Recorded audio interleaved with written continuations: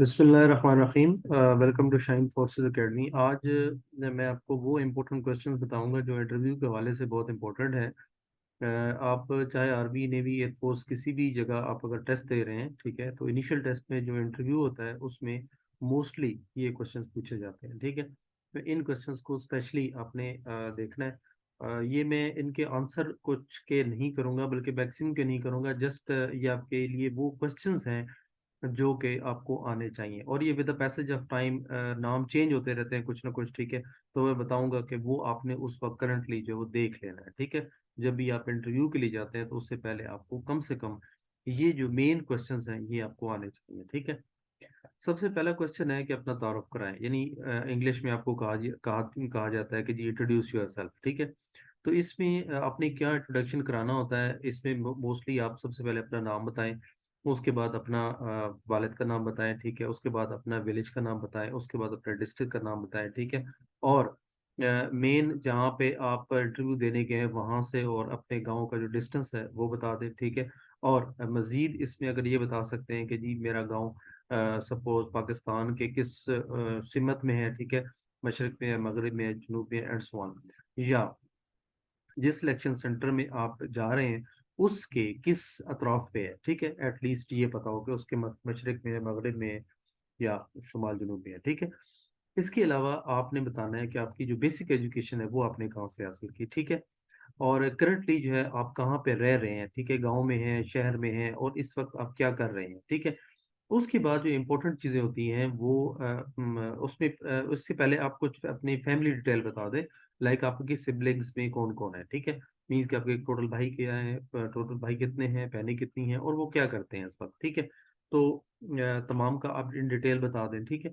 इसके अलावा आपने इसके बाद अपनी हॉबीज़ का जिक्र करना है कि मैं ज़्यादातर ये चीज़ों को पसंद करता हूँ, ठीक है।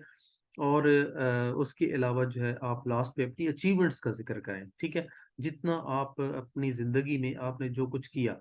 अच्छा, अचीवमेंट्स ये नहीं होती कि आपने कोई बहुत बड़ी डिग्री हासिल की या बहुत बड़ी जनाब आपने कोई इंडिया फतह कर लिया, नहीं। आपने वो बताना है कि जी मैंने स्कूल में लाइक एज अ कैप्टन रहा हूँ, मैं स्कूल में एज अ सी आर रहा हूँ, जी आर रहा हूँ, ठीक है, रही हूँ, एंड सो ऑन। तो मतलब ये जो छोटी छोटी अचीवमेंट्स होती है ना, आप किसी डेजिग्नेशन पे रहे हों तो वो आप उनका जिक्र करें, ठीक है। और इसके अलावा आपने कुछ सर्टिफिकेट्स लिए हों, आपने कोई पोजीशंस ली हों, ठीक है।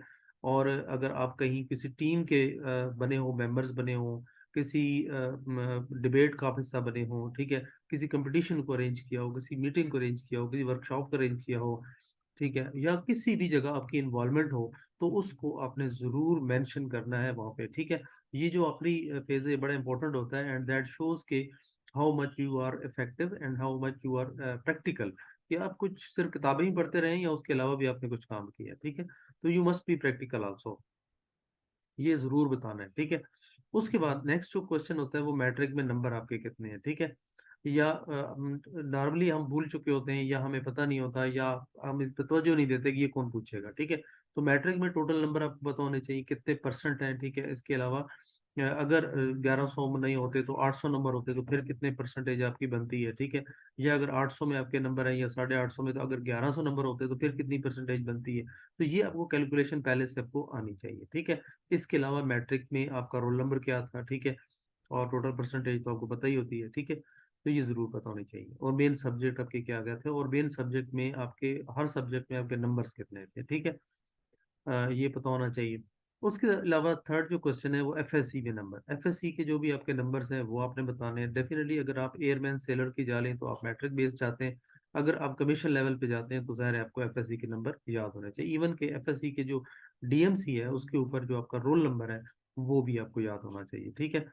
और इसके अलावा टोटल परसेंटेज आपको पता होनी चाहिए, ठीक है। इसके अलावा जो नॉर्मली नंबर्स हमें नहीं पता होता कि जी एक बिलियन कितने बराबर होता है, एक मिलियन कितने बराबर होता है, ठीक है, एक ट्रिलियन किसके बराबर होता है, एक टन किसके बराबर होता है, ठीक है। तो ये आपको नंबर्स पता होने चाहिए, ठीक है। उसके बाद एक बैरल जो है ना ये किसके बराबर होता है, ठीक है।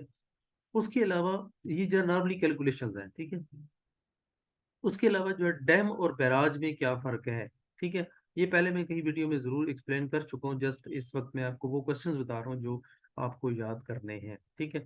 और नहीं तो यार ये तो कम से कम याद करो ना, ठीक है। इसके अलावा سی اور اوشن میں کیا فرق ہے، ٹھیک ہے، یہ ضرور آپ کو پتا ہونا چاہیے کہ نہر سے بڑی جو ہے نا وہ آپ کی کیا کہتے ہیں، کینال سے آگے پھر آپ کے کیا کہتے ہیں دریا ریور بنتا ہے، ریورز مل کر جو ہے نا وہ سمندر بنتا ہے، اور سمندر مل کر اوشن بنتے ہیں، ٹھیک ہے۔ تو اس کے علاوہ لیگنیچیوڈ جو ہے نا یہ کس کو کہتے ہیں، طول بل، عرض بل جو ہے نا یہ کس کو، اچھا پاکستان جو ہے کتنے طول بلد اور عرض بلد پر ہے، یہ نقشے پر دیکھیں تو آپ کو مل جاتا ہے، ٹھیک ہے۔ یہ تھوڑا نمبر یاد کرنا مشکل ہوتا ہے، بٹ ایون دین آپ کو یہ چیزیں پتہ ہونی چاہیے، اور پاکستان کا یہی پتہ ہونا چاہیے کہ پاکستان جو ہے وہ پاکستان کے مشرق میں کون سا ملک ہے، مغرب میں کون سا ہے، شمال میں کون سا ہے، اور جنوب میں کون سا ہے، ٹھیک ہے۔ ایون کہ خانہ کعبہ ہمارے کس سائڈ پہ ہے، ٹھیک ہے، اینڈ سو آن۔ مد و جزر یہ کس کو کہتے ہیں، ٹھیک ہے، مد و جزر کیوں ہوتا ہے، ٹھیک ہے۔ آسمان کا رنگ نیلا کیوں ہوتا ہے، ٹھیک ہے، اب یہ کوشچن ہے نا، نیلا کیوں ہوتا ہے، کالا کیوں نہیں ہوتا، یا سپوز پیلا کیوں نہیں ہوتا، اینڈ سو آن، تو کوئی وجہ ہوگی نا آسمان کا رنگ نیلا کیوں ہے۔ قطب شمالی اور قطب جنوبی پر 6 ماہ کا دن اور 6 ماہ کی رات ہوتی ہے، ٹھیک ہے، تو یہ کیوں ہوتی ہے، یہ بھی ہم آپ نے ایکسپلین کرنا ہے، ٹھیک ہے۔ ابھی پہلے تو آپ نے یہ سمجھنا ہے کہ قطب شمالی کیا ہوتا ہے اور قطب جنوبی کیا ہوتا ہے، ٹھیک ہے۔ اس کے علاوہ دن اور رات کس طرح بنتے ہیں، ٹھیک ہے۔ باقی یہ تو ہمیں سب کو پتا ہے کہ زمین جو ہے وہ گھوم رہی ہے، جیسے ہماری سورج کے سامنے آتی ہے تو ہمیں روشنی ہو جاتی ہے، اور جب سورج سے غائب ہو جاتی ہے تو پھر ظاہر ہے ہم دوسری سائڈ پہ چلے جاتے ہیں سورج کے، تو ہم وہاں اندھیرا میں محسوس ہوتا ہے، ٹھیک ہے۔ تو اس لیے دن اور رات بنتے ہیں۔ بادل کس طرح بنتے ہیں یہ بھی آپ کو پتا ہے، بڑا آسان سا چیز ہے کہ سمندر سے جو بخارات ہیں وہ اٹھتے ہیں، اور وہی ہمارے اوپر جو ہے وہ ایک بادلوں کی تہہ بنا لیتے ہیں، جس سے بارش ہوتی ہے، ٹھیک ہے۔ بارش کس طرح ہوتی ہے، ٹھیک ہے، یہ پروسیس آپ کو ضرور پتا ہونا چاہیے۔ زمین سورج کے گرد گھومتی ہے، اور زمین اپنے محور کے گرد بھی گھومتی ہے، ٹھیک ہے۔ کیا اس کے علاوہ بھی زمین پر حرکت کرتی ہے، تو یہ بھی ضرور آپ نے بتانا ہے، ٹھیک ہے۔ ستارے، سیارے اور برج میں فرق کیا ہے، ٹھیک ہے، ان کے نام بھی آپ کو پتا ہونے چاہیے کہ سیارے کتنی قسم کے ہیں، ستارے کتنی قسم کے ہیں، اور برج جو ہے نا وہ کتنے قسم کے ہیں۔ اکثر بہت سارے لوگ دیکھتے ہیں برج جو ہے نا، برج جدی کیا ہے، برج جو ہے نا وہ دلو کیا ہے، اینڈ سے ٹھیک ہے، بہت سارے اپنے جو قسمت کا حال ہے وہ وہاں سے بھی دیکھتے ہیں، ٹھیک ہے۔ ستاروں کے نام بتائیں، تمام ستاروں کے نام، جیسے میں نے بتایا سیاروں کے نام آپ کو پتا چاہیے، برجوں کے نام بتانا چاہیے، ٹھیک ہے۔ اس میں ایک اور کوشچن میں ایڈ کر دیتا ہوں، جو اسلامی مہینے ہیں ان کے، ویسے تو جنوری فروری مارچ میں یاد ہوتا ہے، لیکن جو اسلامی مہینوں کے نام ہیں وہ بھی آپ کو پتا ہونے چاہیے، ٹھیک ہے۔ اسی طرح سردیوں میں پانی کے پائپ کیوں پھٹ جاتے ہیں، یہ آپ کو ریزن پتا ہونی چاہیے۔ دنیا میں کتنے بر اعظم ہیں، یہ بھی، یہ کہیں نہ کہیں میں پہلے ایکسپلین کر چکا ہوں، اس لیے میں ابھی اس پہ زیادہ ٹائم نہیں لگاؤں گا، ان پہ آپ سرچ کریں اور یہ ضرور پڑھ کے جائیں، ٹھیک ہے۔ بلکہ نوٹ کر لیں ان کوشچنس کو، انٹرویو میں جانے سے پہلے یہ ضرور پڑھ کے جائیں۔ دنیا میں ٹوٹل کتنے ممالک ہیں، سمندروں کی ٹوٹل تعداد کتنی ہے، دنیا کی آبادی اس وقت کتنی ہے، یہ چینج ہوتی رہتی ہے، بٹ ایٹ دیٹ ٹائم آپ اس وقت نیٹ پہ جو بھی آ رہی ہو تو وہاں سے آپ ضرور نوٹ کر لیں، ٹھیک ہے۔ زلزلے کیوں آتے ہیں، قرآن پاک کی کتنی صورتیں ہیں، ٹھیک ہے، یہ تو سارے چینج نہیں ہوتی۔ مکی صورتیں کتنی ہیں، مدنی صورتیں کتنی ہوتی ہیں، ٹھیک ہے۔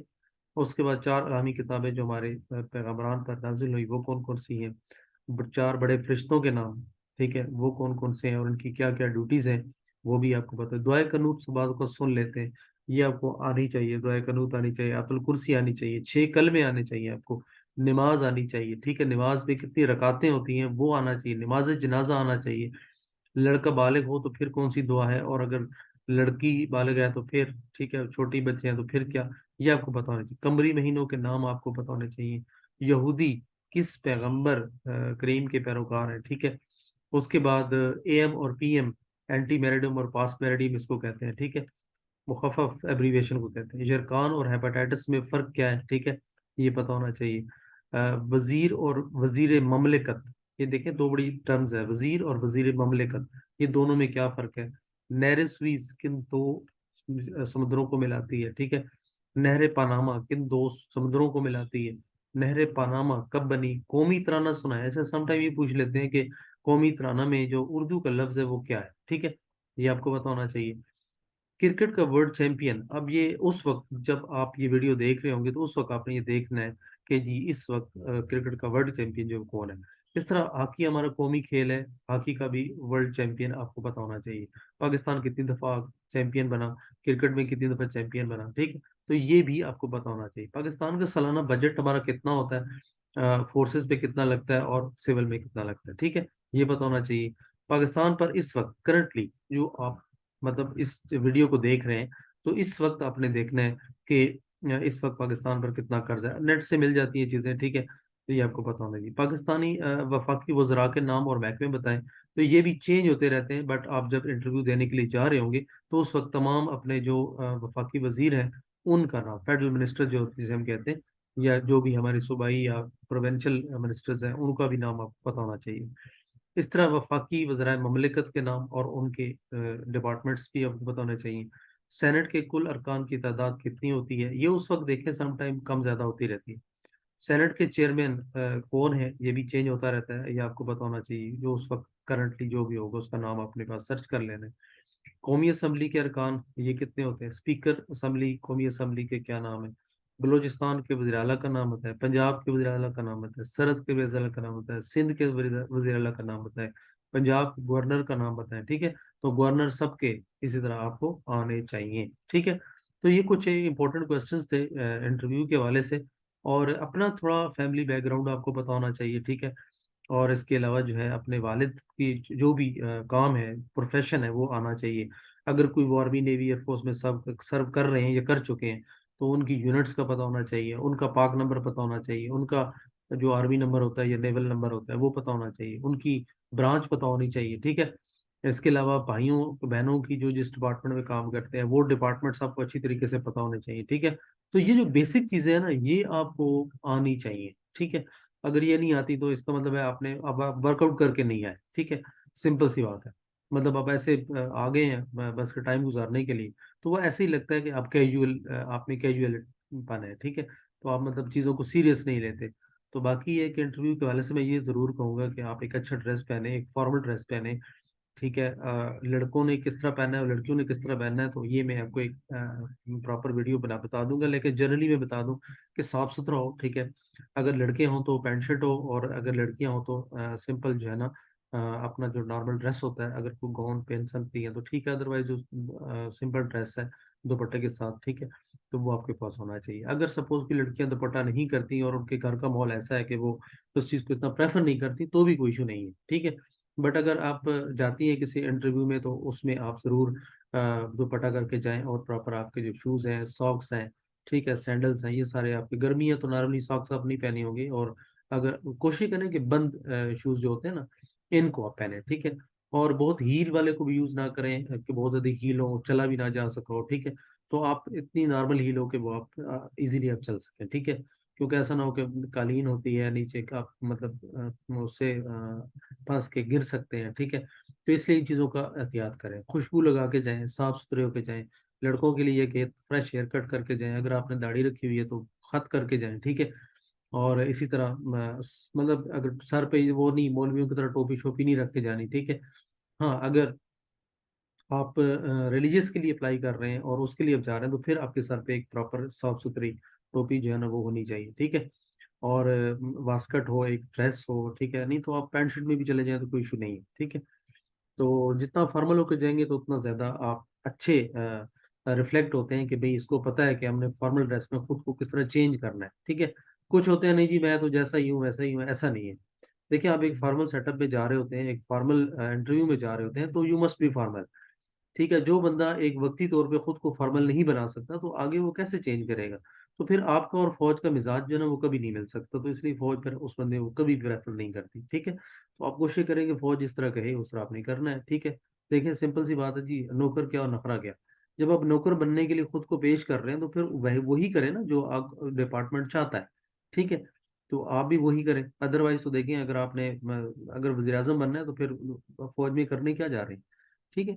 तो जब आप अपने आप को खुद को एक पेश कर रहे हैं खिदमत के लिए कि जनाब हम खिदमत करने आ रहे हैं, ठीक है, चाहे वो मुल्क की है, लेकिन देखें आप एक डिपार्टमेंट के अंदर तो जा रहे हैं ना, तो उसके लिए फिर आपको उनकी मर्जी के मुताबिक चलना होगा, ठीक है। तो कोशिश करें कि एक फॉर्मल ड्रेस में जाएं, और ताकि आप उनमें ढल सकें, उन जैसा बन सकें, ठीक है। फिर तो आपको फौज पसंद करेगी, ठीक है। लेकिन अगर आप अपनी मर्जी करेंगे तो फिर फौज अपनी मर्जी वालों को जो है ना वो कभी नहीं देती, ठीक है। चलें जी, इस तरह और भी क्वेश्चन इंशाल्लाह आप लोगों के लिए लाते रहेंगे। मिलते हैं अगली वीडियो में। और आखिर में यही कहूँगा कि अभी तक अगर आपने चैनल सब्सक्राइब नहीं किया तो ज़रूर सब्सक्राइब कर लें। और अगर पीडीएफ चाहिए हो तो इसी के लिंक के नीचे मतलब इसी वीडियो के नीचे लिंक्स मौजूद है, आप वहाँ से रिकमेंडेड बुक्स भी देख सकते हैं। اور اس میں آپ کو PDF بھی مل جائیں گی، سالو آپ کے سارے کوشچنس ہیں، ٹھیک ہے، ویڈیو بھی مل جائے گی۔ آن لائن پریکٹس ضرور کریں، اگر آن لائن پریکٹس نہیں کریں گے تو پھر آپ سمجھیں کہ نارملی کوئی فائدہ نہیں ہے، ٹھیک ہے، تو ضرور اپنی پریکٹس بھی ساتھ ساتھ کرتے رہیں۔ باقی انشاءاللہ ویڈیوز آپ کو اس طرح ہم دیتے رہیں گے، اور ان کو اچھی سے تیاری کریں، ٹھیک ہے، کہیں تھکے کھانے کی ضرورت نہیں ہے، گھر بیٹھ کے تیاری کریں۔ اور اگر کوئی اکیڈمی میں وزٹ کرنا چاہتا ہے تو موسٹ ویلکم، ہمارے پاس اکیڈمی میں فزیکلی بھی سروسز موجود ہیں، آپ آ سکتے ہیں ہمارے پاس، ہمیں کال کر سکتے ہیں، ٹھیک ہے۔ اور ایڈمیشن کے لیے اگر کوئی آپ کو پرابلم ہے، کوئی چیز ڈسکس کرنی ہے، تو وہ میں آپ کو یہی کہوں گا کہ ہمارا فیس بک کا گروپ بھی نیچے لنک موجود ہے، اور اس کو سبسکرائب کریں اور اپنا مسئلہ وہاں بتائیں، ٹھیک ہے۔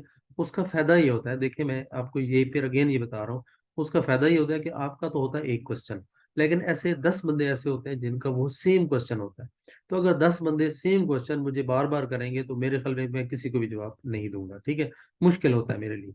تو اس لیے یہ شکر کریں کہ میں آپ لوگوں کے لیے ویڈیو بنا رہا ہوں، یا آپ لوگوں کے لیے اتنا ٹائم نکال کے آپ لوگوں کے لیے سرو کر رہے ہیں، تو اس لیے کوشش کریں کہ آپ اپنے جو کیوریز ہے نا وہ فیس بک گروپ میں پوسٹ کیا کریں، ٹھیک ہے، تو ہوپ فلی انشاءاللہ آپ کو وہاں جواب ملے گا، ٹھیک ہے۔ اور فری آپ کو سروسز مل رہی ہیں وہاں پہ، ٹھیک ہے، آپ وہ یوز کریں، ویب سائٹ پہ آپ کو مل رہی ہیں ساری چیزیں، ٹھیک ہے، آپ یہ فری یوز کریں۔ تو دیکھیں جب آپ میرے پاس آئیں گے تو میری سروسز آپ جب فزیکلی لیں گے تو ظاہر ہے ہمارے فزیکل اخراجات ہیں وہ آپ کو میٹ کرنے پڑیں گے، ٹھیک ہے۔ تو باقی خوش رہیں، انشاءاللہ ملتے ہیں نیکسٹ ویڈیو میں، ٹیک کیئر، اللہ حافظ۔